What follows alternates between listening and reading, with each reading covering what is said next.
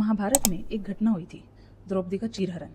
और उस समय पे वहाँ पे काफ़ी सारे लोग मौजूद थे। लेकिन क्या आपने कभी सोचा है कि जितने भी लोग वहाँ पे थे, उन लोगों के अंदर अपनी ही एक महाभारत चल रही थी। जैसे युधिष्ठिर धर्म और न्याय के बीच में फंसे हुए थे, वहीं अर्जुन एक अपनी ही कन्फ्यूजन में चल रहे थे। भीमा अंदर से गुस्से और बदले की भावना से भर गए थे। द्रोणाचार्य अपनी अंतरात्मा और अपनी जिम्मेदारियों के बीच में संघर्ष कर रहे थे। वहीं जो भीष्म पितामह थे, वो अपने कर्तव्य और न्याय के बीच में फंसे हुए थे। अब इस चीज़ को हम अपनी रियल लाइफ से रिलेट करते हैं।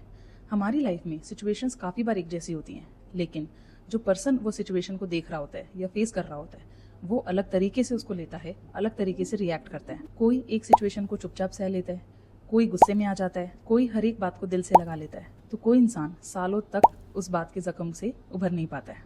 प्रॉब्लम एक्चुअली उस सिचुएशन में नहीं होती, प्रॉब्लम होती है उस पर्सन की सेंसिटिविटी में, कि वो उस सिचुएशन को कैसे परसीव करता है, कैसे उसके अगेंस्ट रिएक्ट करता है और कैसे वो अडेप्ट करता है, कि मतलब आगे की उसकी लाइफ उस सिचुएशन को लेके कैसे अफेक्ट होती है। और जब ये इमोशंस बहुत लंबे समय तक हमारे अंदर चलते रहते हैं, तब वो कभी माइग्रेन के रूप में बाहर आते हैं, कभी एंग्जाइटी के रूप में आते हैं, कभी एसिडिटी, कभी हार्मोनल इम्बैलेंस, कभी कभी अनएक्सप्लेन्ड पेन्स। इसलिए होम्योपैथी में हम आपसे ये भी पूछते हैं कि आपकी लाइफ में ऐसी क्या सिचुएशन आई थी जिसके बाद आपको ये प्रॉब्लम आना स्टार्ट हुआ, और हम उनसे ये भी ज़रूर पूछते हैं कि उस समय पे आपको कैसा महसूस हुआ। क्योंकि दो लोगों की लाइफ में सिचुएशन शायद एक ही आ सकती है, लेकिन उसके अगेंस्ट उनका रिएक्शन, वो कैसे उस सिचुएशन को परसीव कर रहे हैं, कैसे उस सिचुएशन में रह रहे हैं, वो हमेशा अलग होता है।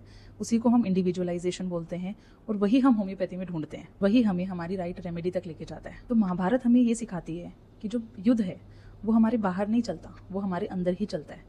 और होम्योपैथी हमारे उस अंदर चल रहे युद्ध को बैलेंस करने में हेल्प करती है। और जब हमारे ये डिस्टर्ब्ड इमोशंस हील हो जाते हैं या बैलेंस हो जाते हैं, तो हमारी फिजिकल बॉडी भी हील होना स्टार्ट हो जाती है।